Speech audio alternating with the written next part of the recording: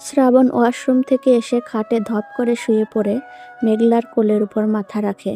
মেঘলা রেগে বলে, হচ্ছেটা কি? বালিশের কি অভাব পড়েছে? এই বালিশের অভাব শোনাবো।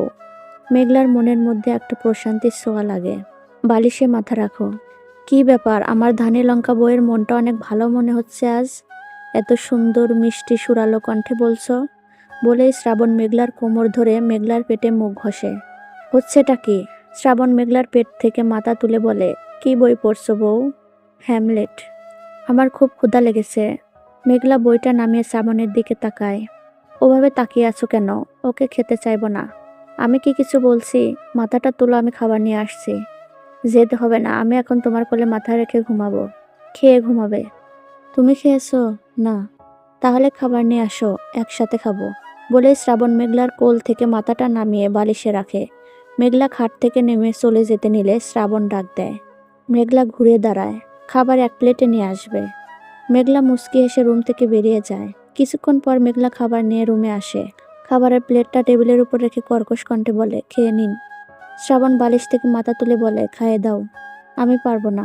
ওকে, তাহলে খাবো না। বলে শ্রাবণ বালিশে মুখ গুজে দেয়। ঢং করতে হবে না, উঠেন, দিচ্ছি। মেঘলার কথা শুনে শ্রাবণ এক লাফ দিয়ে উঠে বসে। মেঘলা খাবার নিয়ে শ্রাবণের সামনে গিয়ে বসে খাবার মেখে শ্রাবণের মুখে ধরে। আগে তুমি খাও। শ্রাবণের জোরাজুরিতে মেঘলা খাবারটা খাইয়ে নেয়। পরের লোকমা শ্রাবণকে দেয়। এই, তুমি মনে হয় খাইয়ে দিতে পারো না, কেমন নাকে মুখে লেগে যাচ্ছে। মেঘলা প্লেটের দিকে তাকিয়ে বলে, আসলে আমি কখনো কাউকে খাইয়ে দেই নাই তো তাই। সমস্যা নাই, আমাকে খাইয়ে দিতে দিতে শিখে যাবে। মেঘলা খাইয়ে দিচ্ছে আর শ্রাবণ মেঘলার দিকে চেয়ে আছে। আর মেঘলা লজ্জায় নিচের দিকে তাকিয়ে আছে। কি বউ, লজ্জা পাচ্ছ কেন? Something something. মেঘলা শ্রাবণের দিকে তাকিয়ে মুখ ভাঙসি দিয়ে বলে, নাথি। খাওয়া শেষে মেঘলা উঠে যেতে নিলে শ্রাবণ বলে, মুখটা ধুয়ে দেবে কে? অর্ধেক কাজ করেই চলে যাচ্ছ। নিজেই ধুয়ে নেন। বলেই মেঘলা চলে যায়। শ্রাবণ মুচকি হেসে খাটের সাথে হেলান দেয়। কিছুক্ষণ পর মেঘলা রুমে এসে সোজা ওয়াশরুমে চলে যায়। মেঘলার চিৎকার শুনে শ্রাবণ ধরপড়িয়ে ওঠে। ওয়াশরুমের দরজার কাছে গিয়ে মেঘলাকে ডাকতে থাকে। মেঘ, এই মেঘ, কি হয়েছে? দরজা খুলো। মেঘলা দরজা খুলে দেয়। কি হয়েছে? চিৎকার দিলে কেন? পড়ে গিয়ে পায়ে ব্যথা পাইছি। দেখি কোথায়, বেরিয়ে আসো। মেঘলা খোঁড়াতে খোঁড়াতে দরজার এপার আসলে শ্রাবণ মেঘলাকে কোলে করে নিয়ে খাটে বসায়। শ্রাবণ ফ্লোরে বসে মেঘলার পায়ে হাত দিতে নিলে মেঘলা পা সরিয়ে নেয়। সরিয়ে নিচ্ছ কেন? পায়ে হাত দিচ্ছ কেন? কেন, কি হয়েছে তাই? স্ত্রী পায়ে স্বামীর হাত দিতে নেয়। আধিক্যতা দেখানো হচ্ছে। স্বামী যখন স্ত্রীর কাছে আসতে চায় তখন কিছু হয় না, যত্তসব। শ্রাবণের কথাটা মেঘলার মনে তীরের মতো বিধে। দেখি পাটা। শ্রাবণ মেঘলার পাটা এগিয়ে এনে একটা মোচড় দেয়। সাথে সাথে মেঘলা চিৎকার দিয়ে শ্রাবণের মাথার চুল মুষ্টিবদ্ধ করে ফেলে। এখন কেমন লাগছে? খুব ব্যথা করছে, মনে হয় ভেঙে গেছে। বলে মেঘলা কান্না করে দেয়। কি বাচ্চাদের মতো কান্না করছো? তোমাদের কি ফ্যামিলি ডাক্তার আছে? আছে, কিন্তু আমার কাছে নাম্বার নেই, আব্বুর কাছে আছে। দাঁড়াও, আমি আসছি। বলে শ্রাবণ ফয়সাল রহমানের কাছে যায়। ফয়সাল রহমান ডাক্তারকে ফোন করলে ঘণ্টাখানেক পর এসে মেঘলার পায়ে ব্যান্ডেজ করে দিয়ে যায়। মেঘলা শুয়ে থাকে, শ্রাবণ খাটের সাথে হেলান দিয়ে গেমস খেলতে থাকে। কিছুক্ষণ পর দুজনে ঘুমিয়ে যায়। সন্ধ্যার সময় বর্ষার ডাকে ঘুম ভেঙে যায় মেঘলার। শ্রাবণ এখনো ঘুমাচ্ছে। মেঘলা শ্রাবণের দিকে তাকিয়ে মুচকি হেসে উঠে যেতে নিলে শ্রাবণের পিঠের নিচে মেঘলার শাড়ি আটকে আছে। মেঘলা আস্তে আস্তে টানতে থাকে, কিন্তু কাজ হয় না। শ্রাবণ ঘুরে শুতে নিলে মেঘলার বুক থেকে সম্পূর্ণ কাপড় পড়ে যায়। মেঘলা আঁচল জোরে টান দিতে নিলে শ্রাবণ জেগে যায়। শ্রাবণ উঠে মেঘলার দিকে তাকিয়ে থাকে।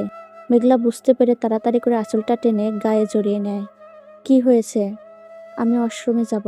শ্রাবণ খাট থেকে নেমে এসে মেঘলার সামনে দাঁড়িয়ে দুহাত বাড়িয়ে দেয়। শ্রাবণের কাণ্ড দেখে মেঘলার মনে মনে অনেক হাসি পাচ্ছে। কি? নেমে এসো, কোলে করে নিয়ে যাচ্ছি। আমি একাই যেতে পারবো। বেশি বুঝো না। মেঘলা নেমে দাঁড়ালে শ্রাবণ কোলে তুলে নিয়ে ওয়াশরুমের দিকে যায়। আর বলতে থাকে, অনেক ভারী হয়ে গেছো। মেঘলা শ্রাবণের বুকে আস্তে করে থাপ্পড় দিয়ে লজ্জা মিশ্রিত হাসি দিয়ে বলে, মোটেও না। শ্রাবণ মেঘলাকে ওয়াশরুমের দরজার সামনে নামিয়ে দিয়ে দাঁড়িয়ে থাকে। মেঘলা বের হলে আবার কোলে তুলে নেয়।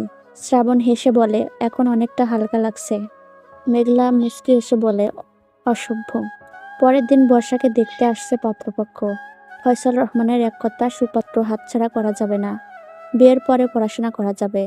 পাত্রপক্ষ থেকে আসছে পাত্রের বাবা, ফুপু আর পাত্র। পাত্রের সামনে বসে আছে শ্রাবণ, ফয়সাল রহমান আর ঘটক রফিক মিয়া। মেঘলা বর্ষাকে রেডি করছে আর বর্ষার পাশে বসে আছে চম্পা বেগম। পাত্র বারবার উঠে যেতে নিলে পাত্রের বাবা জোর করে বসিয়ে দিয়ে আস্তে করে ধমক দিয়ে ফিসফিস করে দাঁতে দাঁত চেপে বলে, চুপচাপ বসে থাকো। পাত্র ফিসফিসিয়ে বলে, বাবা আমার বউ কখন আসবে?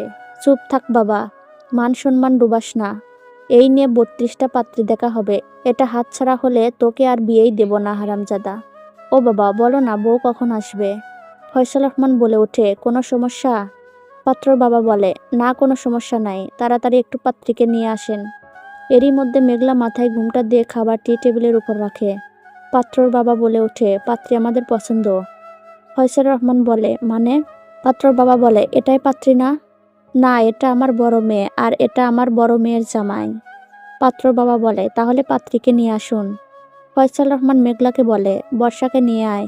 মেঘলা চলে যেতে নিলে পাত্র জোরে করে বলে ওঠে, বাবা ও বাবা, আমার বউ তো চলে যাচ্ছে, আমি বিয়ে করব না। সবাই পাত্রর কথা শুনে ভেবাচাকা খেয়ে যায়। সবার বুঝতে আর বাকি রইল না, পাত্র একজন অ্যাবনর্মাল। পাত্রর কথা শুনে মেঘলা ওখানেই দাঁড়িয়ে যায়।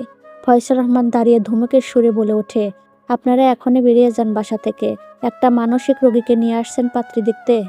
পাত্রর বাবা রফিক মিয়াকে বলে, ডেকে এনে এভাবে আমাদের অপমান না করলেই পারতেন। বলেই পাত্রকে পাত্রর বাবা টানতে টানতে রেগে হন হন করে বেরিয়ে যায়। ফয়সাল রহমান ধমকের সুরে রফিক মিয়াকে বলে, আপনি জেনে শুনে এমন পাত্র নিয়ে এসেছেন, আপনার নামে কেস করব। রফিক মিয়া আমতা আমতা করে বলে, আসলে ছেলের পরিবার অনেক ধনী। রাখেন আপনার ধনী, তাই বলে মানসিক রোগীর সাথে আমার মেয়ের বিয়ে দিব? আর কখনো আমার মেয়ের জন্য বিয়ে নিয়ে আসবেন না। বলেই ফয়সাল রহমান রুমে চলে যায়। রফিক মিয়া বাসা থেকে বেরিয়ে যায়। মেঘলা বর্ষার রুমে যায়। আপু, পাত্রপক্ষ চলে গেছে। কেন? পাত্র অ্যাবনর্মাল। আব্বুকে কতবার বললাম আমি এখনই বিয়ে করব না, তাও শুনলো না। শেষমেশ পাত্র আসলো, তাও অ্যাবনর্মাল। বলেই ন্যাকা কান্না জুড়ে দেয় বর্ষা। মেঘলা হাসতে হাসতে বলে, বোন, আর কখনো আব্বু তোর মোচ্ছারা বিয়ে নিয়ে আসবে না, কান্না করিস না। বলেই হাসতে হাসতে মেঘলা রুম থেকে বেরিয়ে নিজের রুমে চলে যায়। শ্রাবণ পা নামা দিয়ে খাটে বসে আছে। মেঘলার হাসা দেখে শ্রাবণ মুগ্ধ হয়ে তাকিয়ে থাকে। এই প্রথম বিয়ের পর মেঘলার হাসি দেখছে। শ্রাবণ উঠে আসে। শ্রাবণ উঠে আস্তে আস্তে মেঘলার দিকে এগিয়ে আসে। মেঘলা খেয়াল করে শ্রাবণ তার দিকে এগিয়ে আসছে। সাথে সাথে মেঘলা হাসি থামিয়ে পিছাতে থাকে। পিছাচ্ছ কেন? তুমি? পিছাতে পিছাতে মেঘলার পিঠ দরজার সাথে ঠেকে যায়।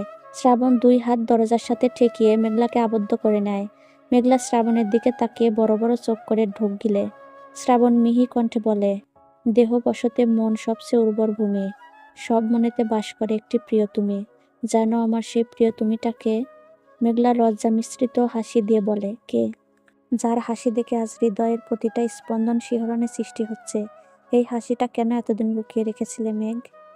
মেঘলা লজ্জায় নিচের দিকে তাকিয়ে আছে। শালার কত বড় সাহস, আমার সোনা বউকে বলে পাত্রী পছন্দ হয়েছে। শ্রাবণের কথা শুনে মেঘলা আবার খিলখিলিয়ে হেসে দেয়। শ্রাবণ মুগ্ধ হয়ে তাকিয়ে থাকে। মেঘলা হাসি থামিয়ে শ্রাবণের দিকে তাকায়। শ্রাবণের চোখের দৃষ্টি আজ মেঘলার হৃদয়টাকে আহত করে দিচ্ছে।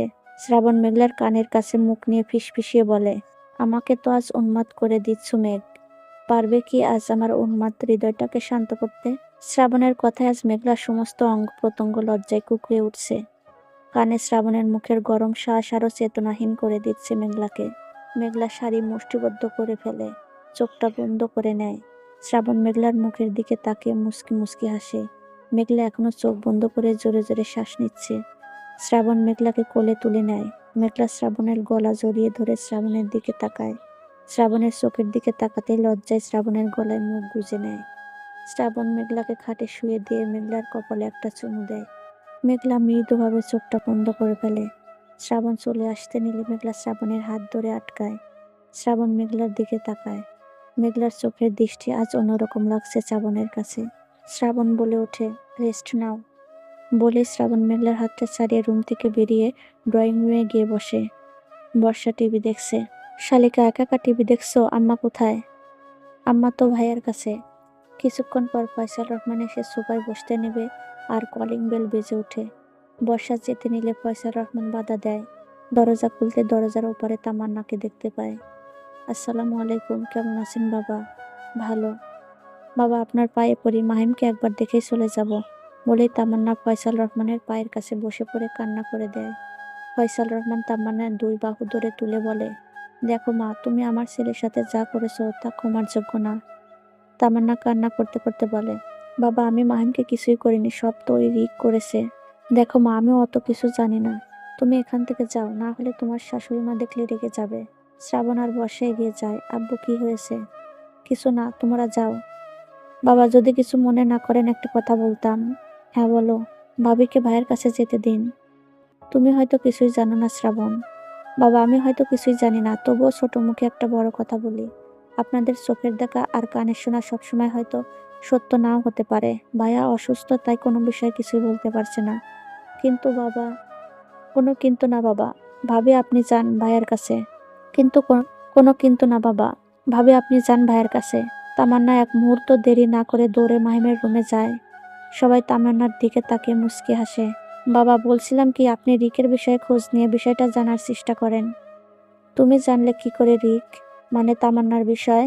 বাবা আমি ভাবির কাছে সব শুনেছি। শুনে যা মনে হলো ভাবি নির্দোষ। আসলে বাবা মাহিমের ওই অবস্থা হওয়ার পরে আমরা অনেক ডিপ্রেশনে ছিলাম। রিকের বিষয় জানবো কি করে, আর জেনেই বা লাভ কি? যা হবার তো হয়ে গেছে আমার ছেলের সাথে। আপনারা যে ভাবিকে ভুল বুঝেছেন সেজন্যই বলছি রিকের বিষয়ে খোঁজ খবর নিতে, আর আম্মাকে একটু বুঝাবেন। বলেই ফয়সাল রহমান রুমে চলে যায়। তামান্না আস্তে আস্তে মাহিমের দিকে এগিয়ে যায়। দুই চোখ ভরে দেখতে থাকে মাহিমকে, যেন বহু বছর পর প্রিয় মানুষটাকে দেখছে। দেখে যেন তৃষ্ণায় মিটছে না চোখের। তামান্না মাহিমের পাশে বসে মাহিমের বুকে আলতো করে মাথা রেখে হাউমাউ করে কান্না করে দেয়। বুকে ভারী কিছু অনুভব করতেই মাহিম জেগে যায়। মাহিম তামান্নার মাথার উপর ডান হাত আস্তে আস্তে এনে রাখে। তামান্না মাথা তুলে মাহিমের দিকে তাকিয়ে কান্নার সাথে হিসকি তুলতে তুলতে বলে, মাহিম, আমি তোমার সব পরিস্থিতিতে পাশে থাকতে পারিনি। আমি আমার কথা রাখতে পারিনি। প্লিজ আমাকে ক্ষমা করে দাও মাহিম। মাহিমেরও জড়িয়ে ধরতে ইচ্ছে করছে। প্রিয় মানুষটাকে বুকের মাঝে লিপটিয়ে ধরে বলতে ইচ্ছে করছে, তোমার কোনো দোষ নেই তামান্না, সব আমার ভাগ্যের দোষ। তুমি প্লিজ কেঁদো না। তোমার চোখের পানি মুছে দেওয়ার সাধ্যটুকু নেই যে এখন আমার। কিন্তু কিছুতেই বলতে পারছে না, শুধু ছলছল চোখে তাকিয়ে আছে তামান্নার দিকে। শ্রাবণ রুমে গিয়ে দেখে মেঘলা খাটের সাথে হেলান দিয়ে শুয়ে চোখটা বন্ধ করে আছে। শ্রাবণ গিয়ে মেঘলাকে ডাক দেয়, এই মেঘ, মেঘ। মেঘলা শ্রাবণের দিকে তাকায়। মেঘলার চোখ দুটো ফোলা ফোলা লাল হয়ে আছে। মেঘলা শ্রাবণের দিকে তাকায়। মেঘলাকে দেখে শ্রাবণের বুকের মধ্যে ছেদ করে ওঠে। মেঘ, কি হয়েছে? মেঘলা কোনো কথা বলে না। কথা বলছো না কেন?